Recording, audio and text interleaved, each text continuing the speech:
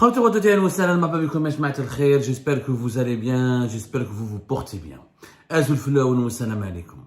Le 11 janvier dernier, vous avez été très nombreux et nombreux à commenter, à suivre et à partager ce podcast vidéo, cette émission, ces révélations que nous avions faites sur un entrepreneur chinois que nous avons qualifié de parrain de la mafia chinoise en Algérie. Il s'agit de monsieur Qin Jianjun, le fondateur et le président du groupe Gaïa en Algérie. Vous avez été très nombreuses parce qu'effectivement, quand on parle de corruption, de trafic d'influence, de détournement d'argent, on parle que des entrepreneurs algériens, on que des personnalités algériennes. Mais on oublie que les étrangers en Algérie, c'est-à-dire qu'ils ont beaucoup prospéré grâce à la corruption. Ils en profitent énormément. Mais très peu de personnes les harcèlent, leur demandent des comptes ou leur demandent leur attente des procès. Très peu d'hommes d'affaires étrangers sont en prison, alors que les hommes d'affaires algériens sont malmenés, harcelés, leurs vies sont brisées, poursuivis jusqu'au bout, leur société redressée. Mais les étrangers, eux, ils s'en tirent, personne n'en parle. Personne n'en parle. Comme monsieur Qin Jianjun, le groupe Gaïa qui a 2 filiales, créé en 2015, mais qui a 2 filiales qui existent que depuis quand même 2006 et 2014, une filiale dans la construction et le BTP, une autre filiale dans la promotion immobilière. Comme dans l'émission du 11 janvier, comment ce Chinois qui a commencé comme un simple ouvrier, mais qui a prospéré en Algérie grâce parce qu'il a compris les combines de l'économie algérienne, la combine du système de corruption en Algérie, donner des enveloppes, donner des pots de vin. Il a créé sa propre société après avoir été un simple ouvrier dans une société étatique chinoise. Et il a commencé à remporter des marchés auprès du secteur privé. C'est vrai que on nous a contactés pour beaucoup de témoignages. On a récolté beaucoup de témoignages. Il y en a qui disent que effectivement Gaïa, c'est les Chinois, ils sont professionnels, ils sont rigoureux. Quand ils prennent un chantier, ils le terminent jusqu'au bout. Mais ça, on va dire, c'est la normalité. En Algérie, ce qui est évident et normal devient un acquis. Non, quand une société fasse son travail, respecte le cahier de charge, respecte le délai, ça c'est normal. C'est malheureusement nos sociétés algériennes qui sont déstructurées, mal gérées, qui subissent des dysfonctionnements excessifs et qui n'arrivent pas à tenir les délais, qui n'arrivent pas à respecter les cahiers de charge. C'est une anomalie. Mais respecter les délais, ce n'est pas un exploit. C'est une évidence, c'est une normalité, on va dire. Mais en Algérie, ce qui est normal devient un exploit, tellement notre pays est déstructuré. C'est vrai que les Chinois, leur problème, c'est quoi? C'est que, ils font beaucoup de surfacturation, dans la première émission. Nous avons acquis une soixantaine de chèques et nous avons les photos de ces chèques-là et on va vous faire un montage. Vous allez voir les documents qui sont à notre disposition. Ce sont donc, il a utilisé une PAC entre 2016 jusqu'à pratiquement 2014. C'est toujours les traces, les restes de la grippe, l'héritage de la grippe. De 2014 jusqu'à pratiquement 2017, il a utilisé des factures fictives. Il a demandé à des entreprises algériennes d'encaisser des chèques comme quoi il leur a acheté, qui affirment des transactions totalement fictives, comme quoi il a acheté des matériaux de construction. Il n'y a jamais eu de transaction. Et en échange de ces chèques encaissés, il leur donnait entre 4 et 5% en cash, quelquefois jusqu'à 10%. Ouais, il prenait le reste en cash et il le faisait ensuite transiter par le marché informel pour récupérer des devises et les transférer directement, notamment vers Hong Kong. C'est le groupe Gaïa, c'est une particularité inédite dans l'histoire de l'Algérie. C'est la seule société chinoise qui a été créée en Algérie et que depuis l'Algérie, elle a créé des filiales en Chine. Alors ce n'est pas un investissement direct étranger. C'est un étranger qui a créé une société en Algérie, donc elle est algérienne la société. Au BA, elle a créé des filiales à l'étranger. Donc c'est complètement nouveau. Bien sûr, les sociétés, ils travaillent, ils créent des emplois, sauf que malheureusement, ce n'est pas le cas. La moitié de leurs employés, c'était des ouvriers chinois ramenés de l'étranger, de Chine. Une bonne partie, le tiers, c'était des ouvriers subsahariens qui travaillent sans papier et en toute illégalité. Et une petite partie, ce sont des ouvriers algériens. Quand les ouvriers chinois, il y a la fraude aux cotisations sociales. Ils les déclarent, ils mettent de l'homme le SMIC en Algérie, alors qu'ils touchent le reste de leur salaire en espèces en Chine. Ça reste de la fraude. Le cas de Gaïa, c'est un cas unique. Et ce qui est encore plus grave, c'est que nous avons découvert au cours de nos investigations qu'ils ont pris des marchés avec le ministère de la Défense nationale.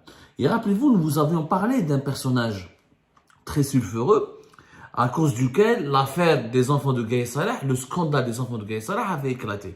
Il s'agit du général Sofiane Aouis, qui était l'ex-responsable de la direction centrale des infrastructures militaires et ancien responsable de l'établissement central de construction, qui est une société étatique appartenant au ministère de la Défense nationale et qui était spécialisée dans les travaux d'ouvrage d'infrastructure, tout ce qui est bâtiments hydrauliques, logements et travaux publics pour l'armée. Et on vous a expliqué auparavant que l'armée consacre des fois un budget de plus de 1 milliard de dollars et des années où elle dépense jusqu'à 2 milliards de dollars dans la construction de ses propres infrastructures. L'armée a besoin de routes, de casernes, de logements, de dispensaires, d'hôtels, de maisons, etc. Donc elle a ses propres besoins en termes de BTP. Monsieur Sofiane Aouis, quand il était l'un des responsables les plus influents de l'entité, ensuite de la direction centrale entre 2015-2014, entre 2013-2014 en tant que responsable de l'établissement central de construction, même pas dire que la direction centrale, les équipements militaires, la direction centrale d'infrastructures militaires, à partir de 2019 jusqu'à 2021 pratiquement, et ben il a beaucoup, Hada Sofiane Aouis, il a beaucoup travaillé avec Gaïa. Le fondateur du groupe Gaïa avait un lien directement, il a pu approcher le général Sofiane Aouis, et M. Kim Jong-un a obtenu des marchés importants. D'abord, c'était les frères Kolinev qui l'ont introduit dans le marché de la réalisation de l'hôpital militaire d'Oran. Ensuite, il y a eu l'extension, il y a eu d'autres marchés qui a été réalisés avec le ministère de la Défense nationale, notamment l'école des cadets, la nouvelle école des cadets d'Oran. Ensuite, une caserne importante à Alger au niveau de Hussein Dey. Et selon nos informations, d'autres petits marchés qui ne sont pas de grands montants ont été accordés par le ministère de la Défense nationale, toujours grâce au général Sofiane Aouis, à cette entreprise chinoise. Moyennant quoi, vous avez bien deviné, Sofiane Aouis, il a été arrêté. Depuis octobre 2023, il est en prison. C'est lui qui a fait le témoignage accablant, il a fait des aveux accablants contre les deux fils de Gaye Salah, Aed El-Boumedine. Il a reconnu, il a expliqué aux enquêteurs de la justice, de la sécurité militaire et les magistrats du tribunal militaire de Blida qu'il avait mis en place un système de redistribution de commissions, de rétrocommissions. C'est-à-dire que les sociétés, que ce soit algériennes ou étrangères, qui prenaient des marchés avec le ministère de la Défense nationale, donnaient des pots de vin, donnaient de la chipa, et lui, il prenait ces pots de vin, il les distribuait à certains responsables militaires et à certains de ses parrains qui lui permettaient de rester aux commandes du BTP ou du marché, aux commandes de la commission des marchés des BTP au niveau du ministère de la Défense nationale, essentiellement donc les deux enfants de Gaye Salah. Mais n'attend pas les corrompus algériens qui sont impliqués à Sofiane Aouis. Mais pourquoi on ne parle pas de ce Chinois? Pourquoi cette Gaïa, l'entreprise chinoise Gaïa, n'a pas été responsable, n'ont pas été convoqués, n'ont pas été inquiétés, n'ont pas été placés sous enquête, etc. Je crois que c'est quelque chose de tout simplement ça me révolte. Ça me révolte quand je vois que les étrangers en Algérie bénéficient d'une certaine impunité flagrante, parce qu'il est étranger, donc parce qu'il est chinois, ou là parce qu'il est turc, ou là parce qu'il est européen, français, ou là, et ben non, les affaires de corruption, il y a eu des sociétés étrangères qui ont été jugées, mais rarement on a vu des étrangers qui ont été arrêtés ou là placés sous mandat de dépôt. C'est très rare. Il y a quelques exceptions, mais ça reste très rare. Les étrangers s'en sortent toujours en Algérie. Ils ont beau prendre de la corruption, ils ont beau... Je rappelle que l'hôpital militaire d'Oran, c'est quand même un budget de 217 millions de dollars. C'est 55 000 mètres carrés. Les travaux ont commencé en 2000, il y a eu plusieurs phases de travaux, de 2000, 2005 jusqu'à 2019. Ce n'est pas n'importe quoi l'hôpital militaire ça a coûté un max de fric. Ça a coûté vraiment beaucoup d'argent. Donc j'aimerais bien savoir les extensions, les travaux d'extension, même les autres projets, etc. Les Chinois n'ont pas été juste inquiétés. Alors que les autres, inquiétés dans le sens, les inquiétés maintenant emmerdés. Pourquoi ils n'ont pas été placés sous enquête? Alors que les entreprises algériennes, voilà, un simple doute, une simple lettre anonyme, allez, les gendarmes, la police, les services secrets, les convocations, simple lettre anonyme, sans qu'il y ait, sans qu'il y ait des faits ou des preuves. يعني simple, toute une émission.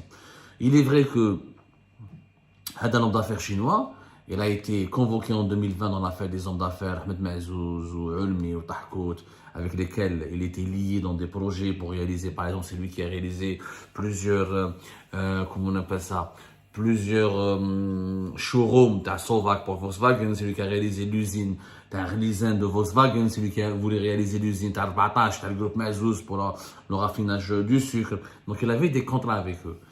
Pour ces marchés-là, il a été interrogé, on lui a même enlevé le passeport, il a été passé sous contrôle judiciaire, mais pas plus que ça. Pas plus que ça. Ils ont continué à prendre des marchés, ils ont continué à réaliser des marchés en Algérie, avec le privé comme avec l'État, comme si rien ne s'était passé. Alors comme c'est que les sociétés privées algériennes ont été démantelées, leurs patrons ont été emprisonnés, pourquoi ce traitement judiciaire à deux vitesses? Pourquoi l'étranger, qui l'étranger il bénéficie toujours, on a un complexe. Mais je vous assure qu'il y a un complexe. Hein. Je l'ai remarqué, que ce soit les services de sécurité, la justice, ou là, il y a un complexe. Quand un étranger est impliqué dans une infraction, on ne le traite pas de la même manière que lorsqu'un Algérien est impliqué dans la même infraction. Un Algérien, on se permet de s'acharner contre lui, on a une sorte, je crois qu'en Algérie, on a développé une sorte de détestation du soi. Quand on est Algérien, on s'acharne contre toi. Je rappelle que Gaïa, quand même, c'est plus de 150 millions de dollars de marché. C'est des actifs importants. C'est que cet homme d'affaires est devenu millionnaire grâce à l'Algérie. Moi, je ne demande pas à ce qu'on emprisonne ou à ce qu'on lui casse, on le décapite. Moi, je demande juste qu'on applique les mêmes enquêtes qu'on a appliquées sur les groupes privés algériens, sur ce monsieur, sur ce Gaïa et sur monsieur Kim Jong-un. Il n'est pas question que des Chinois ou des Turcs ou peu importe les autres étrangers soient au-dessus des lois. Et puisque Sofiane Aoui est en prison et qu'il a fait des témoignages accablants contre les enfants de Gaïa Salah, pourquoi on ne demande pas au général de Sofiane Aoui qu'on interroge sur les marchés qui ont été accordés par le ministère de la Défense nationale au groupe Gaïa? Fahamouna. Ou alors on n'interroge pas là-dessus. Et pourquoi le tribunal militaire de Blida ne s'intéresse pas, ne s'est pas intéressé de près à l'affaire du groupe Gaïa et de ses marchés avec l'armée?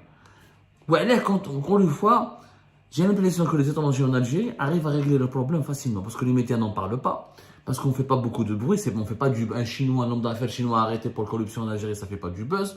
Du coup, c'est très facile pour ces étrangers de régler leurs affaires, de régler leurs ennuis, de se débarrasser de leurs ennuis, encore une fois, en faisant des accords tacites ou là officiels, ou là même qui passe souvent malheureusement par de la corruption. C'est facile pour un magistrat algérien de se faire acheter par un étranger, parce qu'un étranger après personne n'en parle, encore une fois ça fait pas de bruit.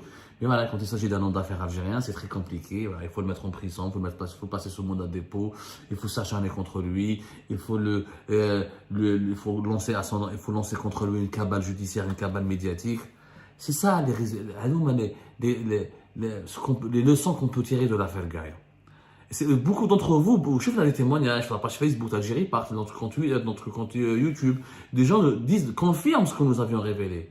Confirment des fraudes, des facturations douteuses et illicites. Il y a beaucoup de témoins qui le confirment. Mais les autorités ne bougent pas. Ne bougent pas. Un département de Gaïa, ils se promènent dans les grandes villes algériennes, dans la plus grande tranquillité, ils continuent à faire ses affaires, pendant que les hommes d'affaires algériens pour beaucoup moins que ça, ils sont en prison, ils sont harcelés, intimidés, ils ont même peur de sortir de leur chez-soi. Incroyable pays qui est cette Algérie, qui passe son temps à parler de souveraineté nationale, mais qui accorde une impunité outrancière aux étrangers, mais qui écrase avec une cruauté sans pareil ses propres entrepreneurs et hommes d'affaires pour des infractions beaucoup moins graves que celles que nous avons décrites dans le cadre de l'affaire Gaïa.